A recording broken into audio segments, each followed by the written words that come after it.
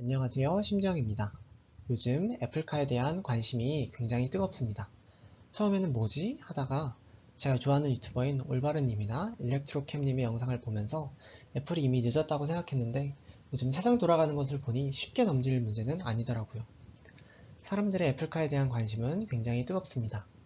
저는 돈이 생길 때마다 테슬라를 한 주 한 주 모으고 있었는데 앞으로는 애플인가 걱정도 되고 고민도 되더라고요. 저 스스로도 한번 정리가 필요해 보여서 공부 겸 정리 겸 영상을 만들어 보았습니다.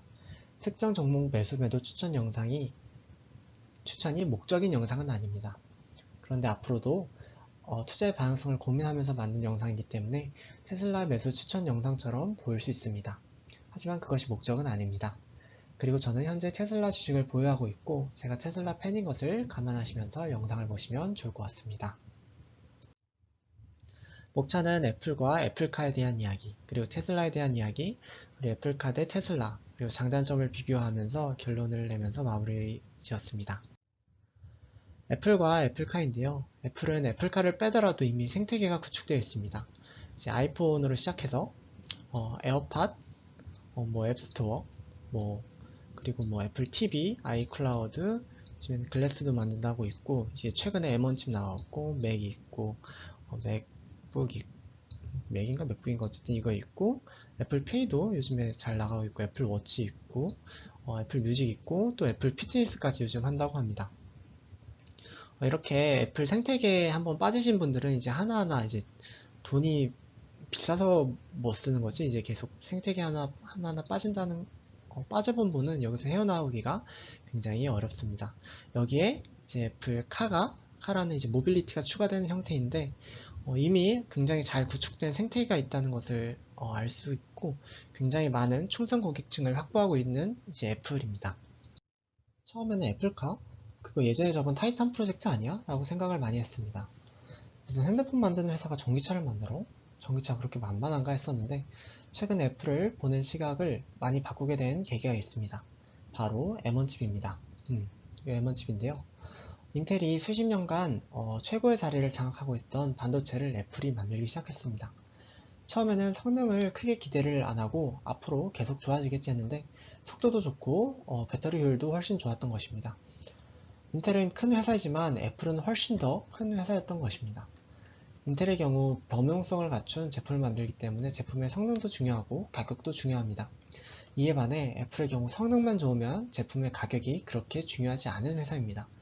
애플 반도체의 뚜껑을 열어보니 엄청 잘 맞는 것이었습니다. 찬사가 쏟아지고 있고 이를 계기로 애플이 차도 만들 수 있지 않을까 하는 기대가 시장에 많이 존재합니다. 이미 소프트웨어 최강, 반도체도 최강, 이미 하드웨어에 있고 축적된 배터리 기술이 있고 되지 않을까? 애플이 차를 만들었을 때 앱스토어에 있는 방대한 앱을 차에서도 쓸 수 있는 것이 아닌가? 하는 기대감이 시장에 만연합니다. 애플이 차를 만든다고 하자마자 여기저기서 러브콜이 쏟아졌습니다. 칩을 설계해서 TSMC와 협업으로 이제 반도체를 만들고 아이폰 제조업체 팍스콘, 이 전기차 플랫폼을 만든다고 발표하고 LG와 세계 3대 부품 회사이자 애플의 전기차 프로젝트 타이탄에 참여한 이제 마그나와 이제 LG가 합작 회사를 만들고 현대차도 전기차 플랫폼을 개발하고 있다는 것을 예전에 발표했습니다. 여기에 애플이 소프트웨어를 얹어서 테슬라와 경쟁하는 이제 약간 애플 연합군과 이제 테슬라의 경쟁 구도가 현재 이루어지고 있습니다. 재무제표를 살펴볼 텐데요.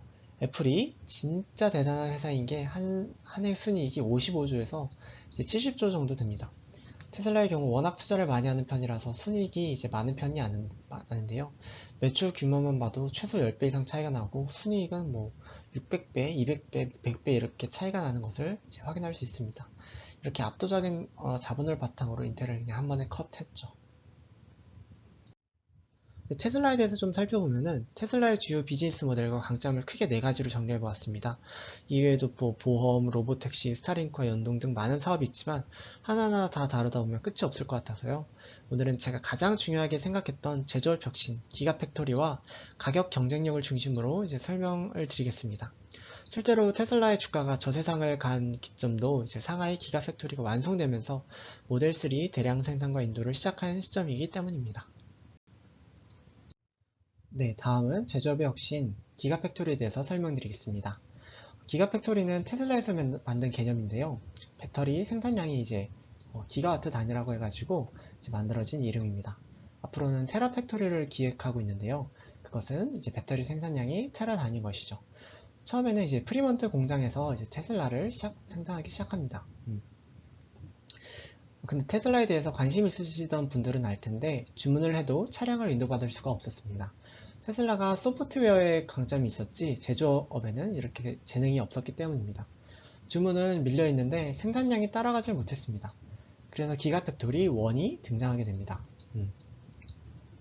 2014년 전 세계 배터리 생산량과 맞먹는 그런 엄청난 양의 배터리를 생산하는데도 부족해서 CATL, 파나소닉, LG화학 등으로부터 배터리를 지속적으로 공급받고 있습니다.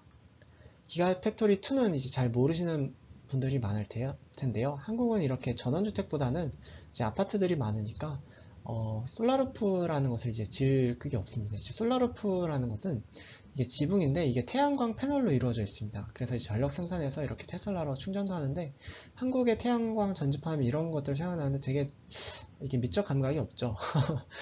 네, 그렇습니다. 그래서 한국에서는 크게 관심이 없었을지도 모릅니다. 가장 중요한 것은 기가팩토리 3입니다. 이제 기가팩토리 3인데 중국에 이제 건립이 되어 있는데요. 이를 통해서 이제 모델 3 대량 생산이 가능하게 됩니다. 이 내용은 다음 슬라이드에서 더 자세히 다루겠습니다. 기가팩토리 4는 이제 신기술 도입 SUV인 모델 Y를 생산하고 기가팩토리 5는 이제 배터리 가격 혁신에 초점을 둔 배터리에서 등장한 46810 배터리를 생산하는 공장입니다. 이제 기가팩토리에 대한 추가적인 설명에 앞서서 기존 내연기관 자동차의 부품 조달과 물류를 살펴보겠습니다. 한국 자동차만 봐도 현대차는 이제 한계가 있어도 그 밑에 수많은 협력업체가 있습니다. 쌍용차, 대우차 하나가 망했을 때 그거 하나로 망하는 문제가 아니라 그 밑에 있는 이제 수많은 이제 부품업체, 협력업체들이 다 같이 망할 수 있기 때문에 이는 지역 경제에 큰 타격을 주기 때문에 국가에서도 이제 돈을 들여서 살리려고 노력을 많이 합니다. 1차 부품업체, 2차 부품업체, 그리고 현대모비스 같은 기업을 통해서 자동차 부품을 조달하고 현대차 같은 완성차 업체가 이제 조립을 해가지고 이제 완성하는 구조를 갖고 있습니다. 또한 물류에 초점을 두었을 때 공급업체를 통해서 부품을 조달하고 창고에 보관했다가 공장에서 조립을 한 뒤 이제 판매하는 이제 구조를 갖추고 있습니다. 그런데 테슬라는 이 모든 과정을 이제 거대한 공장입니다. 기가팩토리인데요. 공장에서 만들도록 설계를 하였습니다. 중간 과정을 이제 줄여서 이제 마진을 극대화하고 자동차 제조 시간을 빠르게 단축시켰습니다. 이것과 이제 자동화를 통해서 이제 가격도 많이 낮출 수 있었습니다. 다음은 전기차의 가격이 내연기관보다 낮아지는 분기점과 특이점에 대해서 이야기를 드리겠습니다.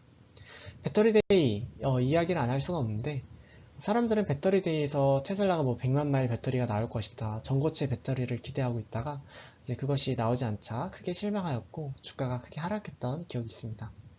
배터리데이 초점은 사실 가격과 대량 생산에 있었습니다. 이제까지는 이제까지 찾은 가격을 낮출 수 있는 방법과 가격을 낮추는 배터리 대량 생산에 대한 비전을 보여줄 수 있습니다. 쉽게 포드를 이제 떠올리시면 될 것 같아요. 포드는 자동차를 특별히 잘 만들었던 것은 아닙니다. 다만 컨베이어 벨트 시스템을 이용해서 대량 생산에 성공해서 운송수단을 마차에서 자동차로 바꾸는 혁신을 이뤘습니다. 그리고 또 카카오톡과 이제 네이트온에 대해서 잠깐 언급을 하려고 하는데요. 카카오톡이 등장하기 전에 네이트온이라는 메신저를 많이 사용하였습니다. 기억이 나시는 분들도 있고 이제 모르는 분들이 이제 세대 차이가 나는 건데요. 컴퓨터에서 사용하는 메신저였는데 휴대폰에서는 사용할 수 없었습니다. 그러다가 스마트폰의 시대가 왔고 컴퓨터보다는 핸드폰으로 채팅하는 시대가 왔고 대세는 카카오톡으로 기울며 어느 순간 갑자기 네이톤을 아무도 사용하지 않는 시대가 왔죠. SKT의 큰 실수 중에 하나입니다. 문자 메시지 몇 개 더 요금으로 팔아먹으려다가 지금 시총 10위권 안에 드는 카카오는 이제 지금 시총 10위권 안에 드는 큰 회사가 되었죠. 이제 코닥 필름도 이제 좋은 예시인데요. 코닥 필름 써보셨나요? 네, 코닥 필름도 좋은 예시입니다.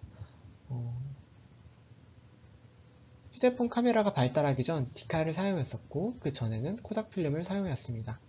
사진관에서 필름을 인화했었죠. 근데 어느 순간 그 코닥 카메라가 사라지게 됩니다. 디카 핸드폰 카메라가 대세가 되는 시점이었죠. 그런데 최초의 디지털 카메라를 만든 것은 바로 코닥 필름이었습니다. 1975년, 언제야? 디지털 카메라를 만들었지만 필름이 주요 수입원이었던 코닥은 디지털 카메라에 집중하지 않았죠. 1975년 디지털 카메라가 발명된 이후로도 계속 코닥 필름은 사용되었습니다. 그래서 사실 크게 신경을 안 썼던 것 같아요. 이제 결정은 이제 뭐 25년 뒤에 왔었기 때문이죠. 근데 언젠가는 이제 필름 카메라에서 디지털 카메라로 바뀔 것을 알고 있었습니다. 코닥도 알고 있었죠. 이제 천천히 변화가 일어나면 그때 대응해야겠다고 생각했던 코닥은 이제 그렇게 예상했었지만 변화는 눈 깜짝할 사이에 이루어집니다. 바로 이때 눈 깜짝할 사이에 일어나게 되는데요. 사실 디카는 훨씬 전에 개발되었고 근데 이제 이 특이점, 갑자기 사용 안 하는 이 특이점이 오는데 이것은 이제 아무도 예상하기가 좀 누구도 예상할 수 없었었고 코닥도 예상하지 못하였습니다. 이제 가격 분기점이 발생하고 이렇게 가격 분기점이 발생하고 이제 그 대량 생산이 가능한 시점에서 어느 순간 갑자기 찾아오게 되는데 전기차에 대해서 이야기를 해보면 전기차가 미래가 대세가 될 거라는 것은 미래학자들이 수십 년 전부터 이야기를 하고 있었고 저도 알고 너도 알고 다들 아는 이야기였습니다. 근데 그 순간이 언제인지 정확히 언제 올지는 아무도 모른다는 것이죠. 근데 그 특이점이 오는 조건들이 있습니다. 이제 가격 분기점 하나가 이제 가격 분기점이고 하나가 이제 대량 생산인데요. 자율주행 기술 대량 생산은 사실 이미 테슬라가 갖추었고 갖추어가고 있습니다. 이제 가격 분기점이 많이 남았는데 가격 분기점이 곧 온다는 발표였습니다. 배터리 데이는 자동차의 경우 보통 10년을 사용하기 때문에 코닥 필름처럼 빠르게 바뀌지는 않겠지만 어느 순간 내연기관은 유물처럼 박물관에 가야만 볼 수 있는 자동차가 될 것입니다. 원래 사실 전기차 가격이 비쌌고 내연기관 가격이 쌌는데 보조금을 통해서 이제 가격을 낮추고 이제 계속적인 기술 혁신을 통해서 가격을 낮추었고 내연기관은 이제 벌금이 지불됩니다. 유럽과 미국 중심으로 우리나라도 이제 내연기관을 퇴출하려고 하는데요. 이런 가격 분기점이 찾아오고 대량 생산을 통해서 이제 전기차도 이런 코닥과 이제 네이톤 같은 특이점이 올 것이라고 지금 다들 예상을 하고 있습니다. 유통과정 단순화대해서 이제 설명드리겠습니다. 테슬라가 높은 마진율을 유지할 수 있는 이제 이유인데요. 뉴스에서 보다 보면 농산물, 돼지고기 등 가격이 생산지에서는 싸지만 소비자 가격은 비싼 것을 알 수 있고 그 원인으로는 복잡한 유통구조가 이야기됩니다. 그리고 복잡한 유통구조를 줄이기 위해서 이제 직거래를 하게 되는데요. 테슬라가 어떻게 유통과정을 줄여서 마진율을 높였는지에 대한 설명입니다. 국내에서 자동차 회사가 이제 제조를 하면은 이제 딜러에게 넘깁니다. 그럼 이제 딜러가 이제 최종 소비자에게 이제 차도 설명해주고 판매도 하고 뭐 설명도 해주고 이렇게 되는데요.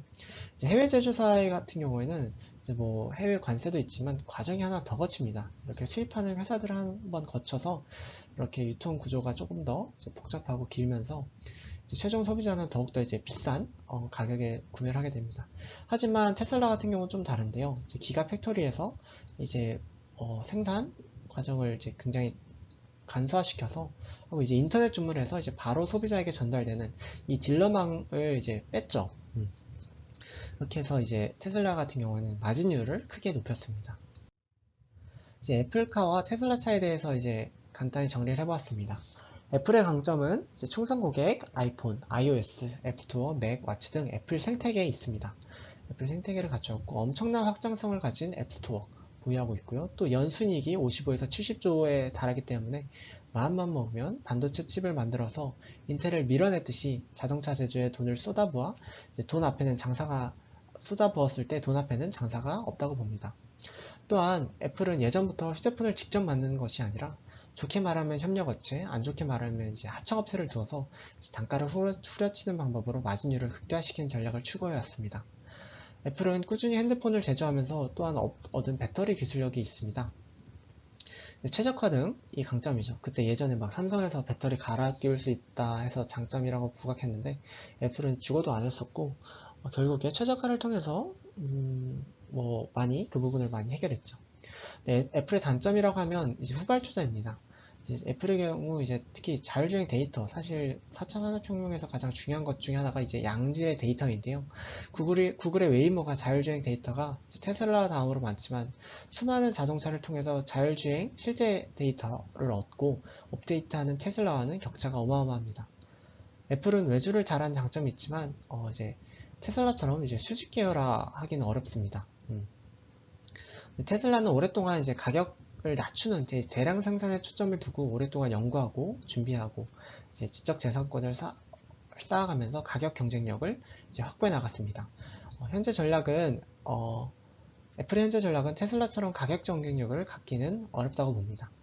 핸드폰이야 100만원, 뭐 비싸야 이제 100만원이고, 이제 애플 뭐 애플 프리미엄 좀 더 얹어서 뭐 200만원 안쪽이고, 네, 그런데 이제 차는 이제 수천만원에서 억 단위이기 때문에 10%만 차이가 나도 이제 1000만원의 뭐 차이가 날 수 있는데, 이 가격은 아무리 애플 충성 고객이라고 하더라도 이제 부담스러운 가격입니다. 이것이 애플의 이제 단점이라고 할 수 있고, 그래서 애플을 이제 까는 입장에서는 뭐 극소수의 어떤 뭐 포르쉐 타듯이 아니면 람보르기니 타듯이 그런 사람들이 이제 애플카를 살 것이다라고 주장하는 사람들도 있습니다. 이에 반해 테슬라는 이제 압도적인 이제 자율주행이 가능한 이제 데이터를 보유하고 있습니다. 그리고 지금도 어떤 회사보다도 빠르게 데이터를 확보해 나가고 있고요. 그리고 이제 수직 계열화를 통해서 앞에 설명드렸듯이 기가팩토리 등등, 그리고 소비자에게 직접 차를 판매하는 이제 경쟁력을 확보하고 있고, 가격 경쟁력을 확보하고 있고, 선두주자 위치를 보유하고 있습니다. 또한 꾸준히 충전소 등 인프라를 확충하면서 AS 보험 사업으로 사업 영역을 확장해가고 있습니다. 오랫동안 자동차 배터리를 연구해서 특허도 많고 좋은 기술력을 보유하고 있습니다. 현재 테슬라 차량 대수를 생각했을 때 애플만큼의 충성 고객의 수가 많지는 않고, 애플처럼 앱스토어가 있지 않고 매출과 순이익이 애플에 비해 몇 배 작다는 점이 테슬라의 단점이라고 할 수 있습니다. 자, 그러면 스스로 이제 결론을 내면서 마무리하려고 하는데요. 애플은 자율주행 기술 플러스 소프트웨어, 이렇게 초점을 두고 진행하고 있습니다. 실제 막 기가팩토리처럼 공장을 만들 계획은 아직도 나온 것이 없고, 이렇게 협력회사를 통해서 이제 애플의 장점을 오히려 더 살리는 쪽으로 이제 갈 계획인 것 같습니다. 애플의 강점은 굉장히 명확합니다. 그래서 테슬라의 뭐 경쟁 상대라고 하면은 뭐 애플을 들 수 있다라고 많이들 이야기를 했는데요. 이제 근데 테슬라가 갖고 있는 이제 강점은 이제 타 업체가 쉽게 따라갈 수 있는 것들이 아닙니다. 이게 심지어 애플이라고 할지라도 말입니다. 애플이 또 봤을 때 항상 모든 영역에서 승리했던 것은 아닌데요. 이제 사파리라는 뭐 검색 엔진이 있지만, 이제 구글의 크롬에 이제 구글과 크롬에 이제 보다는 훨씬 더 이제 안 좋죠. 그리고 이제 애플 TV도 출시했는데요, OTT 서비스로. 근데 이제 넷플릭스, 디즈니에 비해서 컨텐츠 독자적인 IP도 적고, 그래서 이제 애플 TV 쓰는 사람 특히 한국에서는 이제 별로 없는 걸로 알고 있습니다. 아무리 애플 매니아라고 할지라도요. 그리고 테슬라가 시장을 모두 장악하기 전 애플이 얼마나 많은 투자를 빠른 시간 내에서 이제 격차를 줄이는 것이, 저는 애플카와 이제 테슬라의 이제 모빌리티에서 이제 경쟁 포인트인 것 같습니다. 현재 테슬라 투자를, 저 같은 경우 제 얘기인데요. 현재 테슬라 투자를 거의 올인에 가까이 했는데, 이제 이렇게 정리를 해보면서 앞으로 애플에 투자할지 테슬라에 투자할지 고민을 해보았습니다. 근데 이제 정리를 해보니까 이제 테슬라의 강점이 명확하고, 앞으로도 테슬라가 잘 나갈 거라고 저는 봅니다. 그래서 앞으로도 분산 투자보다는 이제 테슬라에 집중 투자할 계획을 가지고 있습니다. 네, 이것으로 영상을 마무리하겠습니다. 끝까지 시청해주신 모든 분께 감사 인사드리를 드리고, 영상이 도움이 되셨다면 구독과 좋아요 부탁드립니다. 감사합니다. 심정이었습니다.